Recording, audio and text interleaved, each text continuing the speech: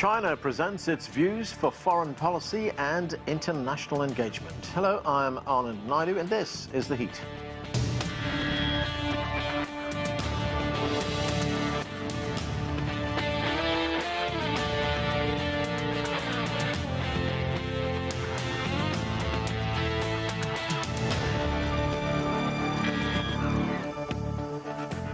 The Chinese Foreign Minister Qin Gong held a press conference on China's foreign policy. He said China will always be a builder of world peace, a contributor to global development, and a defender of the international order. We begin with this report from Huang Wei. Everything from China-U.S. ties, the Taiwan question, the Russia-Ukraine conflict, and the Belt and Road Initiative. During the two-hour news conference, Chinese Foreign Minister Qin Gong responded to a total of 14 questions, providing a wealth of information regarding China's foreign policy and external relations. And it's also Qin Gong's debut appearance at the two sessions after he was appointed as the new Chinese Foreign Minister. Recalling conversations with U.S. residents, including workers, farmers, scholars, and students, Qin Gong said the China-U.S. relationship should be determined by the common interests and shared responsibilities of the two countries, as well as by the friendship between the people of the two countries, rather than by U.S. domestic politics or what he called the hysterical neo-McCarthyism. 美方声称要经营中国。 The United States claims that it seeks to out-compete with China but does not seek conflict, yet in reality, its so-called competition means to contain and suppress China in all respects and get the two countries locked in a zero-sum game. When asked about the Taiwan Strait, Qin Gong took out the Constitution of the People's Republic of China, stressing that Taiwan is part of the country. He emphasized that the Taiwan question is at the core of China's core interests and the first red line that must not be crossed in the China-U.S. relations. Qin also reiterated China's stance on the Ukraine crisis, calling for calmness and dialogue. He said the more unstable the world becomes, the more imperative it is for China and Russia to advance their relations. 有的国家习惯用冷战结盟的滤镜。 Some countries who are inclined to view China-Russia relations through the lens of Cold War alliances see nothing but their own image. The China-Russia relationship is based on no alliance and no competition, and it is not targeted at any third party. It is not a threat to any country, nor is it subject to any interference or disclosed sound by any third party. 任何第三方的干扰和挑拨。 This year marks the 10th anniversary of the Belt and Road Initiative. The foreign minister said China will host the third Belt and Road Cooperation Forum for international cooperation this year. In recent years, the foreign minister's press conference has been one of the most anticipated events during the two sessions, as the outside world hopes to glean some insights into China's diplomatic trends from the responses. World major powers, including China, are challenged by the continued international unrest and uncertainty, but China is always ready to play a more active role in preserving world peace and stability. Some analysts say now that the country has contained the COVID-19 pandemic, it's time to focus on accelerating development because, as an ancient proverb says, if a tree's roots are deep enough, it won't fall, no matter how strong the wind is. Hong Yue, CGTN, from the Two Sessions Media Center in Beijing. There is a lot to discuss. Let's bring in our panelists. From Beijing, Henry Wang is founder and president of the Center for China and Globalization. Also from Beijing, Zoon Ahmed Khan is a research fellow at the Center for China and Globalization. From Boston, Jorge Heine is a research professor at Boston University and former Chilean ambassador to China. And Anton Fedyashin is a history professor at American University right here in Washington, D.C. Welcome to all of you. Henry Wang, the foreign minister spoke to the media for more than 2 hours. He addressed a wide range of subjects. What, in your view, were the main takeaways from this news conference?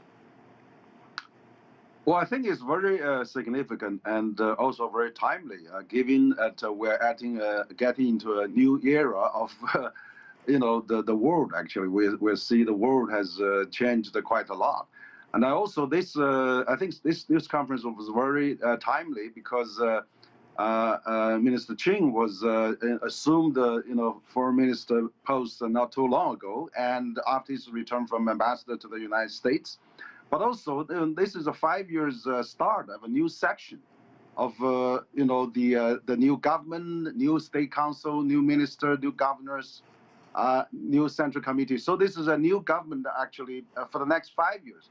And this is also after 3 years of lockdown in China, and now China is starting to open and completely. And so at this crucial moment, I think Minister Qin gave a very comprehensive discussion about his vision and his also China's path, and also, of course, the international relation that most people, in the world are concerned about. And of course, also he covers about Sino-U.S. relations, and he emphasized that, President Xi also said, that there's no reason we have to study how we can get along with the U.S. rather than we are getting the bad relations. I mean, also his, as reporters just said, promoting the peace and stability, and also China is safeguard multilateralism. China wants to, pursue independent policy, and on the Ukraine, and he's really, promoting the peace, mentioning about China's peace plan. So I think he gave us a very comprehensive, very constructive, and very forward-looking views. And also, there's a more major diplomatic event this year, like there will be the China Central Asia Country Summit, and also third Belt and Road Summit. So there's, and also, of course, we're going to see a number of leaders coming to China from France, from Italy, from Spain, from, Brazil. So I think China will usher in a very new, busy area of diplomatic relations after 3 years of lockdown. China, and Minister Qin is in the forefront of that. And he gave a lot of his personal feelings about how he was spend time in the U.S., getting along with the, visiting the farms, and talking to the people, workers at ports, and also agricultural people in Iowa, and things like that. So I think he has a very, very rich experience now after his posting in Europe, in the U.S., and being a spokesperson at the MFA, and of course a vice minister for some time. I think now he gave a very, and he speaks English all the time, to dialogue directly with. I think this is very positive, perceived by many here in China. Zoon Ahmed Khan, the foreign minister, had some very sharp words for the United States. He said if current U.S. behavior continues as it has been, there will surely be, quote, conflict and confrontation, unquote. Very tough language there. What did you make of it? Thank you, Anand, firstly, for having me. I'll give a brief understanding of the press conference. Of course, Dr. Wang has really, explained that the importance of this press conference. This is a significant period. It's Qin Gang's first interaction with the media, with international media, since he's taken this position. And of course, it's also the year that we'll have the third Belt and Road Forum.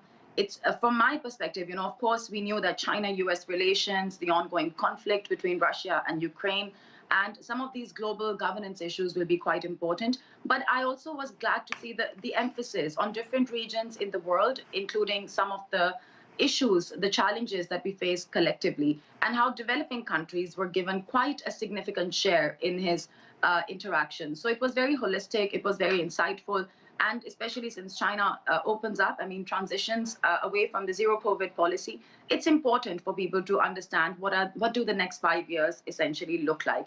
As far as the language is concerned, even Dr. Wang mentioned this. I think actually one of the things, it's also a question of, looking at the situation, his comments, is the glass half empty or half full?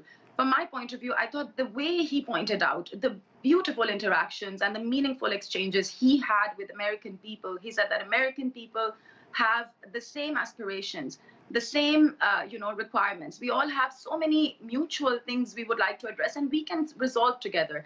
He also talked about what an excellent time he had in the United States as the ambassador. So I think, firstly, giving that human perspective, that from the Chinese point of view, the vision for development domestically and overseas, regardless of which region in the world we are talking about, is people-centric. And afterwards, what he actually said, I believe implied, maybe other panelists have different views, is that the onus, given how the United States, in China's views, is taking up a relatively provocative stance on China, a stated goal is to counter Chinese influence. And we see constantly headlines from developing countries where American officials are going and saying, be wary of your deepening cooperation with Beijing. In this scenario, what he is actually saying is that, what he is implying, I believe, is that the onus of a potential conflict does not lie with Beijing, but with the country that is being provocative. So I think it's an important thing for people in Washington, otherwise in the United States, to look at his views, look at the overall understanding he has, the vision that he expressed for China's development. And that is, even when he talked about, there was a question about Russia-China relations as well. The point was, he said that we do not believe in alliances. We are setting a new template sort of for great power relations, and this is entirely doable. So my view is that it was definitely not a warning, but more like insinuating that the onus is on the countries that see another's rise and others' growing influence and others' growing relevance and role as in promoting multilateralism as a threat. Anton Fedyashin, Henry Wang said a moment ago that this is the beginning of a new era for China, the beginning of a new 5-year government, and there we have the new foreign minister talking there. Listening to him, did he set the tone for what China's foreign policy is going to be like? It's going to be tough, it's going to be blunt. I think there's a little bit of that, Anand, because this is language that is tougher than we've gotten used to hearing from China over the 20 years. But then again, the language coming out of Washington is even tougher and less diplomatic and more categorical. And it seems that the Chinese are taking sort of half a step to match the American rhetoric, signaling, not threatening, but signaling that they're perfectly capable of defending their interests. But I think that beyond those specific, fairly sharp, I would say uncharacteristically sharp words, is the broader message, which really is directed at the global south, at the rest of the planet, which is that China is ready to do business. It is open. It does not think in terms of blocks. It doesn't run around bludgeoning its allies and partners into following its idea of how the world should be organized. And I found it particularly interesting, the contrast between the press conference today and what's been happening at the two major international events within the past, 3-4 weeks. First of all, the Munich Security Summit, the conference, the annual February meeting, and then the G20 meeting that just took place in India, where the United States was running around and trying to force, cajole, threaten the non-G7 members into concentrating all of their attention on the Ukraine crisis, trying to edit the language of the common statements. And I think that the message that everyone, including the Chinese, the Indians, the entire global south, all of Africa, all of Latin America got from that is that their concerns, their economic and geopolitical interests do not matter to Washington, and it speaks for NATO, basically, and that the only thing that matters to the West are its own geopolitical interests. So in that sense, what we heard from the new Chinese foreign minister today is really an appeal to the rest of the world to follow an alternate way of seeing the world. Ambassador Jorge Heine, what did you make of the foreign minister's sentiments? There clearly are tensions right now, rising tensions between the United States and China. How will these tensions be seen in the global south, many of whose members enjoy cordial relations with both of these powers? Absolutely. Well, let me just say that I happen to know Foreign Minister Qin Yang very well because he was chief of protocol when I was posted in Beijing. And I had to work very closely with him, handling a number of state visits, presidential visits that we had at the time. And then, of course, he came to the United States as ambassador. So I know him very well. I know he's a professional diplomat that knows his trade extremely well. So I've been following quite closely his press conference today and also his various activities. And I would say the following. Obviously, these are very perilous times. This is a troubled world we are living it. And it demands handling with great delicacy and tact. And I will say this, that I find it particularly encouraging that Foreign Minister Qin underscored the third BRI International Cooperation Forum. I attended the first one that was held in Beijing in May of 2017. President Bachelet of Chile attended that one. Because the rumor that we are getting, or in some cases with some evidence, is that BRI is being downscaled. That BRI will somehow not be what it was in the past. And as we approach the 10th anniversary of the launch of BRI in the Global South, in Latin America in particular, there is great interest for BRI to continue. Countries in the developing world, in Asia, in Africa, in Latin America, need better infrastructure, need more connectivity. In that sense, it seems to me, that I found a very encouraging signal. Amidst all these geopolitical tensions, and we all know the degree to which the war in Ukraine is basically, taking up all the oxygen in the room in international politics, and one could argue with good reason. But for the Global South, as has been said before, the concerns are also of the very serious debt problems and very serious economic issues that are affecting populations in the Global South. So in that sense, it seems to me that putting, once again, BRI front and center and giving it no impetus is an encouraging signal. Obviously, relations with the United States takes center stage, are extremely important. We are living in perilous times, as I said before. But that needs to be combined also with a vision for the rest of the world. Henry Wang, one other issue that was addressed by the minister was the situation in Taiwan. I mean, there's been increasing threats from the United States over Taiwan. The minister made the point that Taiwan is a Chinese domestic issue and no country should intervene in its domestic affairs. What should we read into those comments?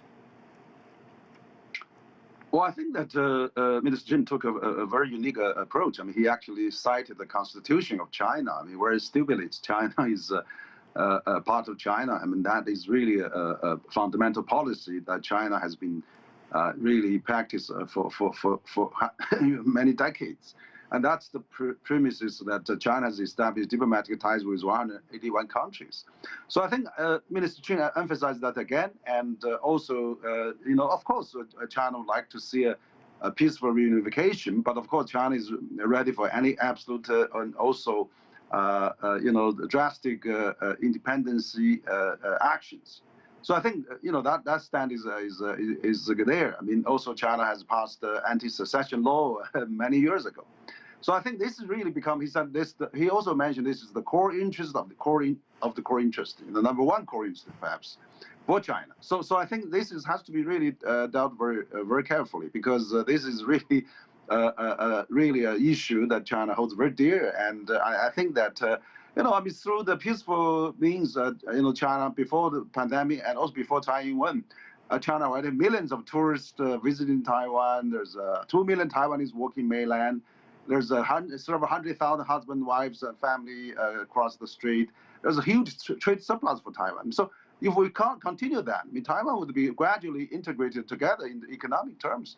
And I'm sure they share the same language, culture, heritage, relatives. But they're going to find a way to stay together. So I think less foreign interference is what Minister Qin talked about. We should really, foreign interference should really leave Taiwan alone, and then let the peaceful reunification continue. So I think that is really important. That of course, separate Taiwan from China or become independent. That's absolutely intolerable for China. So I think I think he sent that message very clear. Zoon, of course, overshadowing global developments right now is the conflict in Ukraine, and this is what Minister Qin Gong had to say about that conflict. Let's listen. Less than 2 weeks ago, we issued China's position on the political settlement of the Ukraine crisis. It offers 12 propositions, including respecting the sovereignty of all countries, abandoning the Cold War mentality, ceasing hostilities, and resuming peace talks. The core of the document is to promote peace talks. However, efforts for peace talks have repeatedly been undermined. There seems to be an invisible hand pushing for the escalation of the conflict and using the crisis as a tool to achieve a certain geopolitical purpose. So, Zoon, did you detect something of a little bit of impatience there on the part of the minister, saying that here is China presenting a 12-point plan, trying to come to some kind of settlement to resolve that conflict, and yet other sides, that was a reference, of course, to the United States, are trying to block that effort? Indeed. And I think the 12-point plan in itself, especially prior to this press conference, was very timely to help the world understand China's position. So over this last year, there has been a lot of talk, especially in Western think tanks and media, that Russia, China are a bloc. They are allying against Western influence. And here, China had a good opportunity. The foreign minister also had an excellent opportunity to express that we are not the country. We are the ones who are sending humanitarian aid. We are the ones who are not escalating the conflict, and we are the ones who have consistently, based on also the 5 principles of peaceful coexistence that are very relevant to the Chinese mindset, to the Chinese approach to international relations, and obviously respect for sovereignty. This is something that China stands for unconditionally. This is something that is the ultimate aspiration. So I think definitely there is no expectation right now, in my understanding from the Chinese side, that this 12-point plan can be implemented, executed, but there is focus on starting dialogue, starting that process of being able to reach a point where both sides can talk about de-escalation and potentially reach it. So definitely it's part of also, reducing that misunderstanding. And I think I'll also add something that previous speakers also talked about, that a lot of what the foreign minister communicated, indeed, the target was also the Global South. There is a deep understanding, deep perception in the Global South that talking about Russia, Ukraine, and picking sides for developing countries that have seen various wars and unfortunate tragedies in their regions is a bit tone deaf. There has to be a mutual realization about what really are also the issues that are indeed challenging the way forward for developing countries. So for China to take this stance was also something that will deeply resonate with the Global South, which has taken obviously a unanimous stance to move towards dialogue and peaceful settlement. Anton, the 12-point peace plan presented by China, as Zoon points out, may not be resonating in NATO capitals, but as she points out as well, they certainly will be heard in the developing world. Yes, of course they will, because they are a path towards peace. And from the point of view of the Global South, they are a path towards redirecting the West's, the golden billions, attention back to global issues without this fanatical sort of focus on what is going on in Ukraine and the disaster unfolding there. And, add to this the the release of the intelligence about the alleged consideration of plans by Beijing to potentially supply Russia with weapons. It's not hard to see how the Chinese will simply double down on their emphasis on a peaceful resolution to this conflict. And the remarkable thing is that, yes, this emphasis in the 12-point position paper, as it's officially known, was really a form of criticism of the Western position on the Ukraine crisis, because it's the Ukrainian side that has refused to come to the negotiating table with the expectation that it will have a better chance of negotiating a way out of this crisis as it defeats Russia. Unfortunately for Ukraine, that is not happening. It's not looking like it will happen anytime soon. And perhaps the Chinese proposal will get us somewhere, although until a decision, until the political will appears in Kiev and Washington, I remain very pessimistic about which way this war will go. Ambassador Jorge Heine, I want to turn now to global economic issues, which were also addressed by the foreign minister. He reiterated that China is hoping to meet that target of 5% of GDP for 2023. I mean, how important is it for China to hit or even surpass that target? Because in many respects, I mean, a lot of the globe will be looking at this number because China is seen as the primary driver of global growth for this year. Absolutely.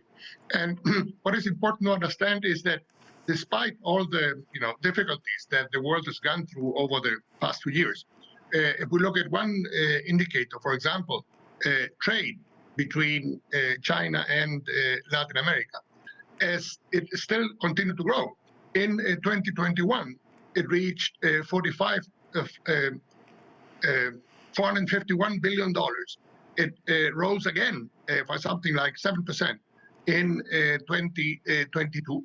As you know, for South America, the #1 trading partner today is China, as it is for Brazil, for Chile, for Peru, for Uruguay. In that sense, obviously, if the Chinese locomotive starts to roar again at the rates that took place in the past, 5% is certainly not better than the 3% that took place next year. That will be good news, for the price of copper, of oil, of soybeans. So in that sense, if China manages to grow at 5% this year, some people are talking that perhaps 6% might be in the cards. That would be very good news for the developing world in general and for South America in particular. Zoon, very quickly, one final point. I've only got about a minute. The minister talked about the modernization of China and the role of the country's young people, and he made the point that this is a big challenge because in many instances, the voices of young people in China are being drowned out. They're being muffled. I mean, does the minister make a valid point that the Chinese voice needs to be heard, and the way to do this most effectively is through the country's youth? Yes, I indeed believe he does. The focus on a better youth policy, empowerment of the youth, economic empowerment of the youth, also talent development is something that China is not only known for and has done successfully, but is a model that is now being discussed and worked on between China and developing countries. Right. That said, he especially said that the Chinese youth have an important role in telling China's story to the world. Yeah. And I think definitely that's a focus. Is it being muffled? Yes, in relative terms, yeah. There's more that can be done to encourage visibility of the youth overseas. Okay. That's where we have to leave it. We have run out of time. Thank you to all of you for being with us on The Heat. I'm Anand Naidu in Washington, D.C.